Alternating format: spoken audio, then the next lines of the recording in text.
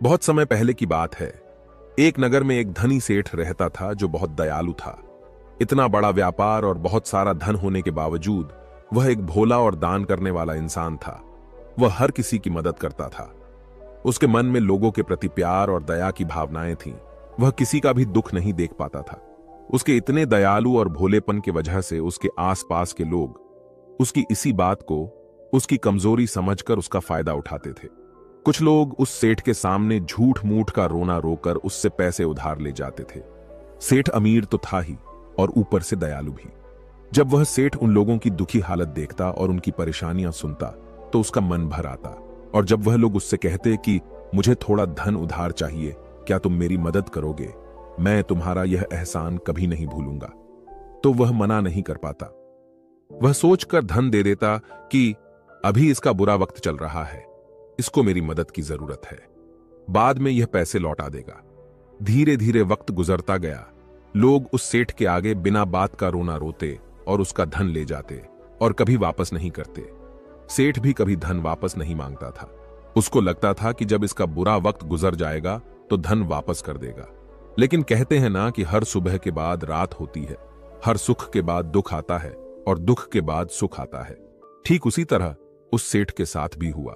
कुछ सालों बाद उसे पास धन कम होने की वजह से उसके व्यापार में माल भरने के पैसे कम होने लगे और इसके वजह से उसके दुकान पर अब ग्राहक भी कम होने लगे, क्योंकि जो सामान उन ग्राहकों को चाहिए था वह सामान उस व्यापारी के पास खत्म होने लगा था और उस सामान को लाने के लिए अब उसके पास इतना धन भी नहीं था।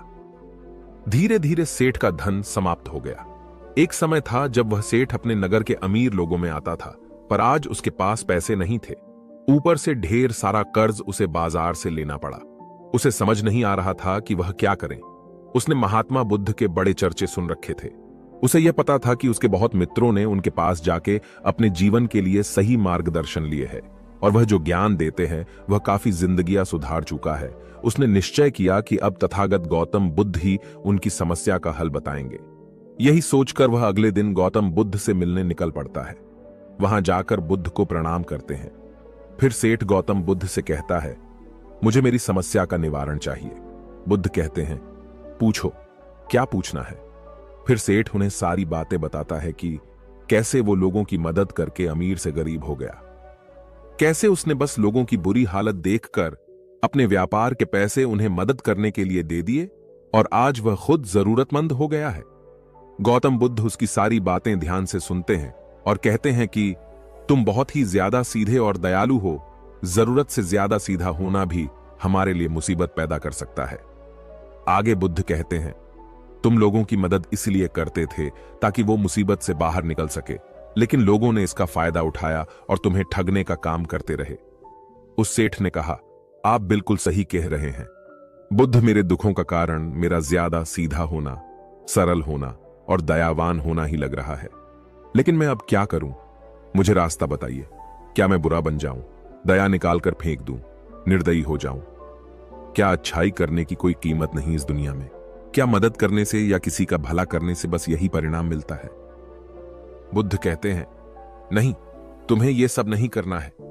कई बार तुमने देखा होगा कि जो व्यक्ति ज्यादा अच्छा होता है उसे उतना ही ज्यादा दुख मिलता है। इसका सीधा कारण है कि वह अपने अधिकारों को सामने वाले की इच्छाओं से कम दर्जा देता है और फिर उसे जब भी आपसी अनबन होती है तो उसे अधिक तकलीफ होती है। लेकिन उसी के विपरीत हमें हमेशा यह भी नहीं सोचना चाहिए कि हमारा अच्छाई और भला करना बेकार है या यह बस हमारी कमजोरी है। हमें अच्छाई से हाथ कभी नहीं छोड़ना चाहिए। हमें बस यह सीखना है कि कभी कभी हमें भी अपनी बात रखने का अधिकार है और हमें अपने अधिकारों की रक्षा करनी चाहिए। इसलिए हमें अच्छे इंसान बने रहने के साथ साथ अपने अधिकारों की रक्षा करना भी सीखना होगा। अगर हमें गलत तरीके से नुकसान हो रहा है, कोई हमारा गलत फायदा उठा रहा है, तो हमें उसका सामना करने के लिए सही तरीके से खड़े होना जरूरी है। यही एक सच्चे और अच्छे इंसान की पहचान और शख्सियत होती है। वह आदमी कहता है, बुद्ध, मुझे थोड़ा थोड़ा समझ आ रहा है, लेकिन अभी भी मैं पूरी तरह नहीं समझा। इस पर बुद्ध कहते हैं, चलो मैं तुम्हें एक कहानी सुनाता हूं, उसके बाद तुम्हें समझ आ जाएगा कि तुम्हें क्या करना है और क्या नहीं करना है। बहुत समय पहले की बात है। एक जंगल में एक भेड़ रहती थी। उस भेड़ ने एक मेमने को जन्म दिया। वह मेमना बहुत ही सुंदर था। उसके शरीर पर बहुत ही चमकदार घने बाल थे। वह बहुत ही सुंदर लगता था। भेड़ भी अपने मेमने से बहुत प्रेम करती थी और उसका बहुत अच्छे से देखभाल भी करती थी। भेड़ अपने बेटे को अच्छी अच्छी बातें सिखाती, उसे अच्छे संस्कार देती। उस भेड़ की इच्छा थी कि उसका बेटा बड़ा होकर खूब नाम रोशन करे, लेकिन भेड़ के ज्यादा लाड़ प्यार के कारण मेमना बिगड़ता जा रहा था। उसकी मां उसे अच्छी शिक्षा देती थी, उसे अच्छे से रखती थी, दिन रात उसका पूरा ख्याल रखती थी। लेकिन मेमना दिन प्रतिदिन शैतान और जिद्दी होता चला गया। वह अपनी मां की किसी भी बात को ध्यान से नहीं सुनता और ना ही किसी बात पर ध्यान देता। उसे हर पल ऐसा ही लगता कि मेरी मां मेरा इतना ख्याल रखती है और इसी कारण वह खुद की जिम्मेदारी नहीं लेता था, यह सोचकर कि उसकी मां उसे किसी भी संकट से निकाल लेगी। वह धीरे धीरे गैर जिम्मेदार होता जा रहा था और अब उस भेड़ का लाड और प्यार उसी के मेमने के अच्छे और जिम्मेदार बनने में रुकावट बन गई थी। फिर एक दिन वह मेमन घूमता घूमता पास के जंगल में जा पहुंचा। वह मेमन पहले बार जंगल में गया था। उससे पहले बार जंगल में जान का मौका मिला था। वह जंगल की सुंदरता को देखकर चकित रह गया। उसने कभी इतनी सुंदर चीज नहीं देखी थी। इतनी सुंदर पौधे, रंग बिरंगे फूलों को देखकर बहुत ही प्रशंसा हुई। उसे यह सब देखकर बहुत अच्छा लगा। फिर उसने झाड़ियों के कुछ पत्तियां खाईं। जैसे ही उसने पेट भरने के लिए पेड़ों की पत्तियां खाईं, उसको वह पत्तियां बहुत ही स्वादिष्ट लगे। अब तो वह मेमना रोज जंगल में जाने लगा और वहां जाकर पेड़ पौधों को नुकसान पहुंचा रहा था। उसने उनकी पत्तियां तोड़ी, उनके फूलों को नोचा, फूलों को खाया और कुछ को तोड़कर जमीन पर डाल दिया। उस मेमने को इस बात की बिल्कुल भी परवाह नहीं थी कि वह क्या कर रहा है। उसको इस बात का पता ही नहीं था कि जंगल में कोई खतरा भी है। वह तो मस्त मौला होकर जंगल में उछल कूद कर रहा था और पौधों को खूब से नुकसान पहुंचा रहा था। लेकिन जब उस मैने की मां को, यानी उस भेड़ को, इस बारे में पता चला कि मेमना हर रोज जंगल जाता है, तो वह घबरा गई और मेमने को अपने पास बुलाकर समझाने लगी कि तुम जंगल में मत जाओ, वहां पर बहुत सारे खुखाकर जानवर हैं, तुम्हारे ऊपर हमला कर देंगे, तुम्हें खा जाएंगे। लेकिन मां की बात का उस पर कोई असर नहीं हुआ, बल्कि वह मेमना अपने माता से कहने लगा कि मां, जो भी मेरे सामने आएगा वह मुझसे जमकर मार खाएगा, फिर वह बहुत पछताएगा। इसके बाद मेमना फिर से जंगल की तरफ भाग गया। उसे अपनी माता की कही बातें झूठी लगने लगी। हर रोज की तरह उस दिन भी वह उछल कूद करने लगा और पेड़ पौधों की पत्तियां तोड़ने लगा। कभी फूलों को तोड़ता, कभी पेड़ों को खूब नुकसान पहुंचाता। लेकिन उस दिन उस जंगल में एक शेर पहुंचा। वह शेर बहुत ही ताकतवर था, लेकिन ताकतवर होने के साथ वह दयालु भी था। उस शेर का मानना था कि कमजोर प्राणियों को नुकसान पहुंचाना ठीक नहीं है। शक्तिशाली होने का मतलब यह नहीं है कि मैं किसी कमजोर प्राणी पर शक्ति का प्रयोग करूं। वह शेर उस जंगल में घूमने लगा। घूमते घूमते है वहां पर पहुंचा जहां पर वह नासमझ मेमना शैतानी कर रहा था। शेर ने उस मेमने को देखकर आश्चर्य में पड़ गया। शेर ने सोचा कि इस मेमने को किसी खुखार जानवर का डर क्यों नहीं है। यह कैसे पेड़ पौधों की पत्तियां बिना काम के ही नोच रहा है। यह इनको खत्म कर रहा है और उन पत्तियों को खा कम बल्कि बिगाड़ ज्यादा रहा है। उसके बाद वह शेर कुछ देर तक चुपचाप खड़ा होकर उसको देखा रहा और शेर सोचता है कि मेमना कुछ ही देर में मुझे देखकर यहां से भाग जाएगा और उसके डर के भाग जाने से मुझे बल का प्रयोग नहीं करना पड़ेगा। लेकिन ऐसा नहीं हुआ। शेर बहुत देर तक खड़ा रहा और वहीं इंतजार करने लगा कि मेमना यहां से कब जाएगा। लेकिन मेमना तो भोजन करने में व्यस्त था। उसे शेर का कोई ख्याल नहीं था। मजे से पेड़ पौधे की पत्तियां नोच रहा था, उन्हें खा रहा था, सब कुछ बेकार कर रहा था।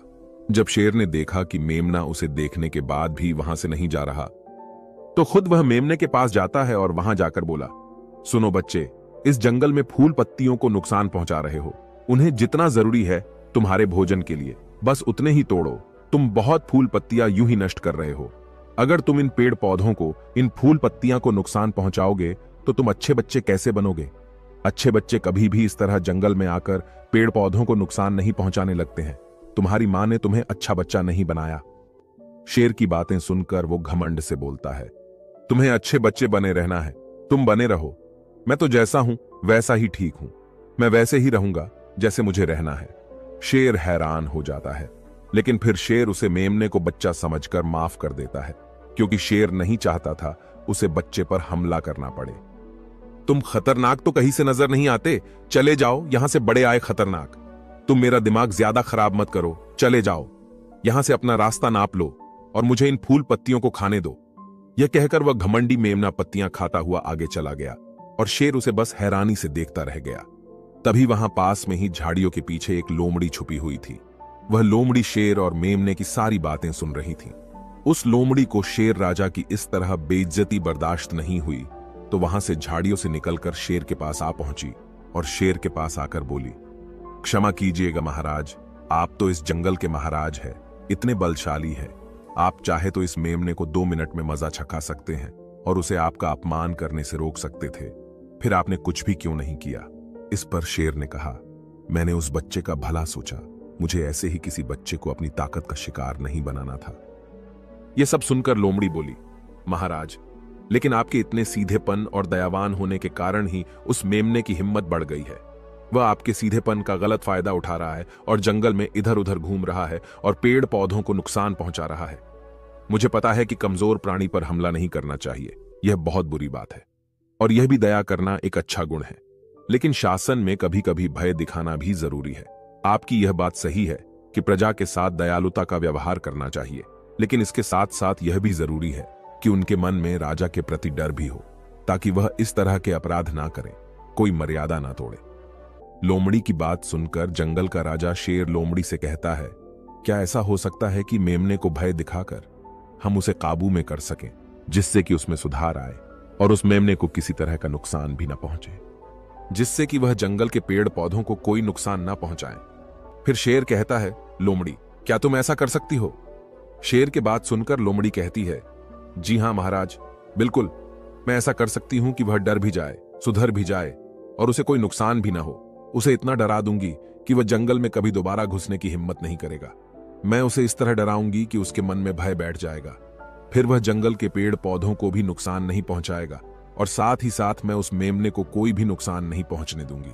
फिर लोमड़ी कहती है कि उसकी मां तो उसे कभी सुधार नहीं पाई, लेकिन मैं उसे जरूर सुधार दूंगी। लोमड़ी की बातें सुनकर शेर ने बोला, अच्छा ठीक है, तुम कोशिश करके देखो, अगर तुम्हें इसमें सफलता मिल जाती है तो मैं तुम्हें जंगल के सभी जानवरों के सामने इनाम दूंगा। शेर की बातें सुनकर लोमड़ी बहुत खुश हुई। वह तुरंत मेमने के पास गई और उस मेमने पर गरज पड़ी। इससे पहले कि वह मेमना वहां से भाग पाता, उससे पहले ही लोमड़ी ने मेमने को जमीन पर पटक दिया और उसे अपने मजबूत पंजों से दबोच लिया। मेमने को दबोचने के बाद लोमड़ी मेमने से बोली कि बोल, तुझे मार दिया जाए या छोड़ दिया जाए, तुमने इस जंगल के पेड़ पौधे, यहाँ के फूल और कमजोर प्राणियों के साथ भी तो यही किया है, मेरे ख्याल में मार ही देना चाहिए। लोमड़ी की बातें सुनकर मेमना डर के मारे थर थर कांपने लगा। फिर वह लोमड़ी से बोलने लगा, मुझे माफ कर दो, मुझे छोड़ दो, मुझे यहां से जाने दो। मैं कभी भी जंगल की तरफ नहीं आऊंगा, ना ही कभी पेड़ पौधों को कोई नुकसान पहुंचाऊंगा, और अब मैं कभी कोई गलती नहीं करूंगा। तब लोमड़ी ने मेमने की पकड़ ढीली की। जैसे ही मेमने की पकड़ ढीली हुई, वह जोर जोर से भागने लगा। वह गिरता उठाता भागता हुआ अपनी मां के पास जा पहुंचा। उधर लोमड़ी शेर के पास गई और सर झुकाकर बोली, देखा महाराज, ताकत के साथ दिमाग का प्रयोग करना भी बहुत जरूरी होता है, तभी लोग हमारा सम्मान करते हैं, तभी हमारी अच्छाई का गलत फायदा नहीं उठाया जाएगा। लोमड़ी की बात सुनकर शेर लोमड़ी की योग्यता से प्रभावित हुआ। उसने लोमड़ी को सारे जानवरों के सामने इनाम दिया। उधर वह मेमना घबराए हुए अपनी मां के पास पहुंचा और अपनी मां से आकर लिपट गया और मां से क्षमा मांगने लगा। मां, मुझे क्षमा कर दो, मैंने आपकी बात कभी नहीं मानी। आप मुझे हमेशा सही कहती थी कि जंगल में बहुत खतरनाक जानवर रहते हैं। आज के बाद मैं कभी भी उसे जंगल में नहीं जाऊंगा। फिर बुद्ध उस व्यापारी को कहते हैं, देखा बेटा, इतने अच्छे मत बनो कि लोग तुम्हें खा जाए, और ना ही इतने कड़वे बनो कि लोग तुम्हें खाए ही नहीं। जरूरत से ज्यादा अच्छा बनना इंसान को दुख देगा। लोग उसका सम्मान नहीं करेंगे, बल्कि उसे पागल समझेंगे। गौतम बुद्ध को सेठ से कहते हैं, अगर शेर भी अच्छा बनने का दिखावा करेगा या फिर अच्छा बनकर रहेगा तो लोग उससे डरने की बजाय उसे पागल समझेंगे। सेठ को समझते हुए बुद्ध बोले, अगर हम ज्यादा अच्छे बनकर पेश आते हैं तो लोग हमारी अच्छाई का फायदा उठाने लगता है। तुम लोगों के लिए भले उनकी मदद करते हो, वही लोग भोले बनकर तुम्हें ठगने की कोशिश करेंगे।